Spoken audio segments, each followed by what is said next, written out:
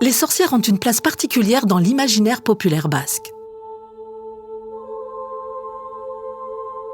En Espagne, notre terre est connue comme une terre de sorcellerie et d'arts occultes. La mythologie basque, toute particulière, participe indéniablement à cette croyance. Mais les procès ayant eu lieu dans tout le pays en 1609 et en particulier à Saint-Jean-de-Luz et peu après dans le village espagnol de Zugarramurdi y sont sans doute également pour quelque chose. En ce début de XVIIe siècle, les pêcheurs de Saint-Jean-de-Luz et de Ciboure s'absentent durant de longs mois pour la campagne de pêche annuelle, laissant leurs femmes et leurs filles seules. Cette absence des hommes renforce l'image d'une femme basque, forte et indépendante. Mais l'époque n'est pas à l'ouverture, et ces femmes indépendantes sont les victimes privilégiées du machisme et des superstitions fanatiques. Les rivalités, sur fond de querelles, d'émeutes et d'accusations de sorcellerie entre les familles bourgeoises des deux villes, font rage.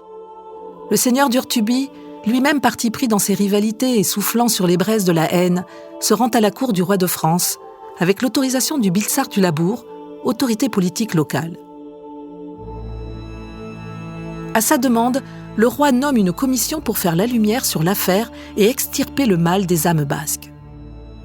En mai 1609, Pierre de l'Ancre, conseiller au Parlement de Bordeaux, arrive sur les terres basques armé des pleins pouvoirs pour nettoyer le pays de la sorcellerie.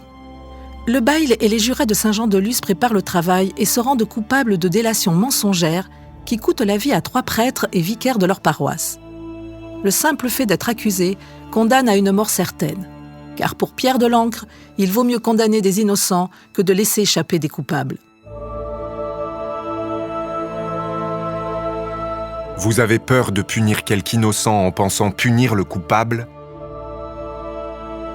Mais ne voyez-vous pas que la rencontre de quelque innocent parmi tant de méchants n'est pas si dangereux? Pendre et brûler sans trop choisir est moins dangereux que l'impunité d'un seul abominable sorcier.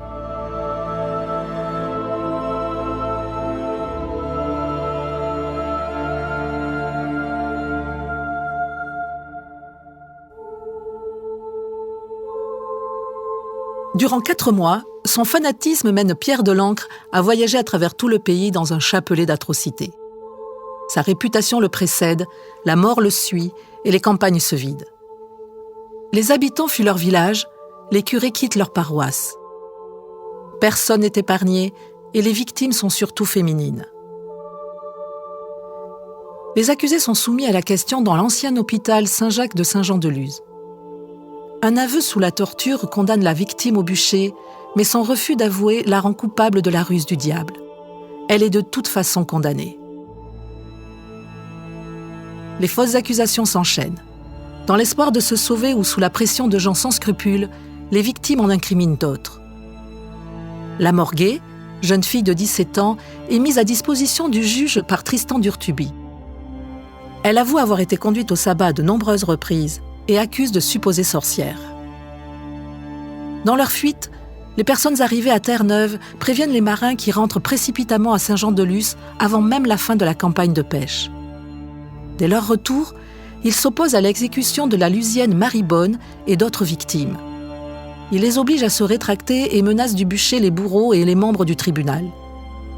L'évêque de Bayonne intervient tardivement et le rythme des exécutions ralentit, mais sans pour autant cesser.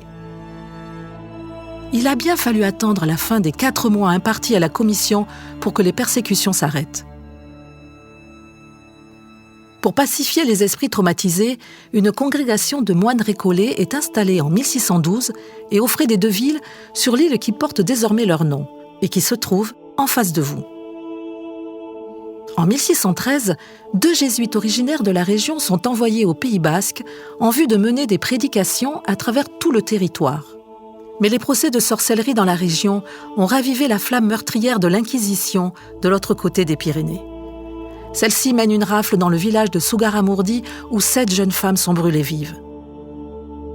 Ainsi, la réputation du Pays basque terre de sorcières est faite et perdure dans le folklore jusqu'à aujourd'hui.